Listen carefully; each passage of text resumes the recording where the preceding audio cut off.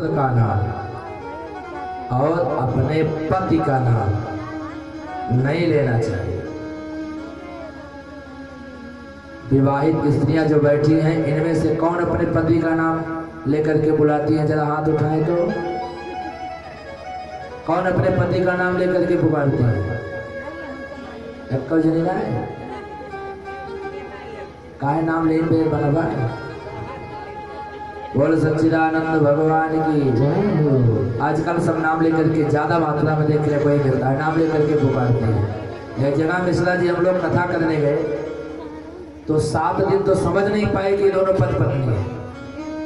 उनका नाम लेकर के पुकारते, उनका नाम लेकर के बड़े भयंकर थे दोनों एक दूसरे में, बिल्कुल तनिक संकोच था ही नहीं। अपने पति का नाम लेकर के पुकारते थे। जब हवन करने के लिए दोनों बैठे, जब दोनों की गांठ बांधी गई, तब हम लोग समझ पाए अरे राम राम दोनों पति पत्नी है। मैंने पूछा देवी जी सुनो सुनो, ये आपके कौन है? बोले हमारे हस्बैंड है। हमने आपके हस्बैंड है तो आप इनका नाम क्यों लेते हो? उन्होंने कहा ये भी तो मेरा नाम लेते हैं, मेरा नाम लेके पुकारते इसलिए मैं भी इनका नाम पुकारती हूँ। अरे महाराज नाम लेने के लिए तो बना है, ध्यान रखना शास्त्र की बात है। अपने ज्येष्ठ पुत्र का नाम और अपने पति का नाम नहीं लेना चाहिए। शास्त्र ने तो यहाँ तक रोक लगा रखी है कि जब पति का नाम लेकर के पुकारोगी तो पति की आयु कम होगी, लेकिन फिर भी नाम लेते। इसलिए ज्येष्ठा पत्र कलत्र कभी नाम लेकर के नहीं पुकारना चाहिए। बोल सच्चिदानंद भगवान की। ऐसे भगवान के परम सखा कृष्ण स्यासीत सखा कश्चित, सुदामा शब्द नहीं आ रहे, कृष्ण के एक सखा थे। कृष्ण स्यासीत सखा कश्चित ब्राह्मणों, जो ब्राह्मण है ब्रह्म विद्तमः, जिनका धन केवल भगवान का नाम है। जैसे संत लोग कहते हैं ना कि हमारे पास तो धन नहीं है, मेरा धन तो क्या है? हमारो धन राधा श्री राधा श्री राधा, हमारो धन राधा श्री राधा श्री राधा, हमारो धन राधा श्री राधा श्री राधा, हमारो धन राधा श्री राधा श्री राधा। परम धन राधा राधा राधा राधा, परम धन राधा राधा राधा, हमारो धन राधा श्री राधा श्री राधा, हमारो धन राधा श्री राधा श्री राधा, हमारो धन राधा श्री राधा श्री राधा। संतों का भाव है मेरे पास तो जो धन है राधा का नाम धन है, भगवान का नाम जो मेरे पास है वही तो सबसे बड़ा धन है। इसलिए कहा ब्रह्म विद्तमः, ब्रह्म का नाम ही जिनकी संपत्ति है। यही नहीं, विरक्ता इंद्रियार्थेषु, इंद्रियों के आसक्ति के प्रति एकदम विरक्त है, प्रशांत आत्मा है, जितेंद्रियां हैं। ऐसे सुदामा जी। लोग कहते हैं सुदामा जी भिखारी थे, सुदामा जी दरिद्र थे।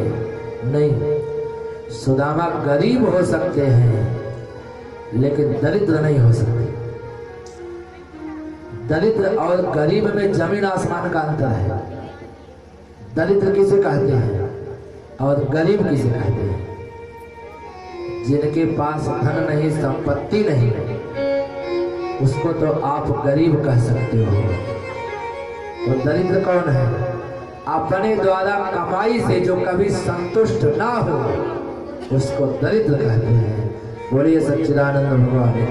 हम संसार के लोग कितना भी कमाते हैं लेकिन संतोष नहीं होता। अपने कमाने के बाद भी अगर मन में संतोष नहीं आया तो जिंदगी भर दरिद्र बने रहोगे, ऐसा संतों का कथन है। इसलिए जो कमाओ संतोष रखो, नहीं तो ऐसे कमाते रहोगे और जिंदगी भर दरिद्र बने रहोगे।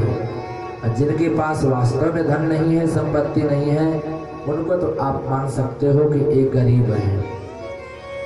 सुदामा जी के बारे में आप लोगों ने कविता पढ़ी होगी ना, नरोत्तम दास की। उन्होंने क्या कहा? विप्र सुदामा बसत हैं सदा आपने धाम, अभिच्छा कर भोजन करे। ये जपत हरिनाम। जरा आप विचार करना, सुदामा जी की पत्नी सुशीला, 4 बेटे भूखे मर रहे हैं, क्रांति तो जीवन में तब आई जब रात का समय चारों बेटे भूखे मर रहे हैं, एक दाना अनाज खाने की व्यवस्था में नहीं है, और आप कहते हो भिक्षा कर भोजन करें। कोई भिखारी के घर में ऐसी व्यवस्था हो सकती है क्या? मान लीजिए घर में कुछ नहीं है, भिक्षा मांग करके सुदामा जी बच्चों का पेट भर सकते थे, खुद भी कई दिन से खाए नहीं, पत्नी भी नहीं खाई है, और चार चार बेटे भूखों मर रहे हैं। सुदामा जी भिक्षा नहीं मांगते हैं। जो ये कहते हैं कि सुदामा जी भिक्षा करके भोजन करते हैं, गलत बात है। सुदामा जी तो केवल भगवान का नाम जपते हैं, जो मिल जाता भगवान की कृपा से उसी में संतोष करते हैं। उनका केवल एक स्वभाव है, ईशावास्यमिदं सर्वं यत् किंच जगत्यां जगत् तेन त्यक्तेन भज्येथा मा कृता कस्यचित् धनम्।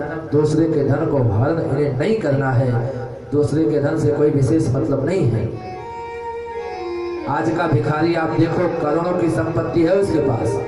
कितने भिखारियों को आपने सुना होगा, एक भिखारी पकड़ा गया, उसकी गुदड़ी जब फाड़ी गई तो करोड़ों रुपए मिले उसे। ऐसे ऐसे भिखारियों का नाम सामने आता है। अगर सुदामा जी भिक्षा मांगते होते तो पूरा परिवार उनका भूखा न मरता। रात में सारे बच्चे भूखे मर रहे हैं। सुशीला के धैर्य की पराकाष्ठा देखो, उठ करके जा करके सुदामा जी से कुछ कहना चाहती है कि बेटे भूखे रो रहे हैं, और सुदामा जी राम राम जप रहे हैं, भगवान का नाम जप रहे हैं। अपने पतिदेव को भगवान का नाम जपता हुआ जब देखती ना तो लौट आती, निवेदन करती है, महाराज सुनती हूँ द्वारकाधीश आपके मित्र हैं, आप क्यों नहीं जाते उनसे कुछ कहते, उनसे कुछ मांगते क्यों नहीं? सुदामा जी ने कहा, देवी मांगा तो उससे जाता है जिसको ये पता नहीं कि मुझे क्या चाहिए, मेरे जीवन में किस वस्तु की जरूरत है, क्या चाहिए क्या कन्हैया नहीं जानते क्या? मैं नहीं जानता। पत्नी सुशीला बार बार कहती, महाराज मेरे कहने से चले जाओ। पत्नी के बार बार कहने के बाद सुदामा जी चलने के लिए तैयार होते, लेकिन इसलिए नहीं कि चलता हूं अपने लिए कुछ मांगूंगा, बल्कि इसलिए तैयार होते हैं कि अयम ही परमो लाभः उत्तम श्लोक दर्शनः, जाऊंगा तो द्वारकाधीश का दर्शन होगा, भगवान का दर्शन मिलेगा। इसलिए फिर कहते हैं, देवी सुनो, राजा के यहाँ भगवान के दरबार में बेटियों के यहाँ कभी खाली हाथ नहीं जाना चाहिए, कुछ ना कुछ लेके जाना चाहिए, कुछ व्यवस्था हो तो वो लेके जाओ। तो सुशीला घर में देखती है कुछ तो है नहीं, चार घर से 4 मुट्ठी चावल मांग करके लाती है। या चित्वा चतुरो मुष्टीन विप्रान पृथक कंडुला चैल खंडेन तान बद्ध्वा भद्रे प्रादानुपायनम। 4 घर से 4 मुट्ठी चावल मांग करके लाई, और किसमें बांध करके दे, पोटली बना करके, वो भी कुछ नहीं है। जिस साड़ी को पहनी हुई है वह साड़ी भी कई जगह से मोड़ मोड़ करके सिली गई है, उसी से एक टुकड़ा फाड़ती है। चैल, चैल माने संस्कृत में होता है साड़ी। चैल खंडेन तान बद्ध्वा भरते प्रादानुपायनम, पोटली बना करके सुदामा जी को दे देती है, और सुदामा जी इस पोटली को लेकर के चलते हैं। वृद्धावस्था की शरीर लाठी डंडे की सहायता से बेचारे जैसे तैसे कई दिन से कुछ खाए पिए नहीं हैं, और इस भाव से जाते हैं, मैं मांगूंगा कुछ नहीं बल्कि दर्शन करके वापस चला आऊंगा, बस इसी भाव से सुदामा जी चले जा रहे हैं। सामने से आवाज आई, अरे भाई कोई पार जाने वाला है, अगर हो तो जल्दी से आ जाओ, इसके बाद पार नहीं उतारूंगा, अंतिम बार ही पार उतारूंगा। सुदामा जी ने सोचा, हे भगवान, लगता है नदी भी पार करनी पड़ेगी, अब क्या करूंगा, उतराई भी तो मेरे पास नहीं है। आवाज लगाए, भैया वृद्धावस्था की शरीर है, धीरे धीरे आ रहा हूँ, थोड़ा इंतजार कर लो। नाविक ने कहा, ठीक है महाराज, आइए, मैं समझ गया कि आप बूढ़े हो, आराम से आइए। सुदामा जी पहुंचे।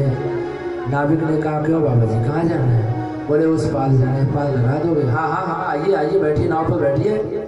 सुदामा जी आगे नहीं बढ़ गए।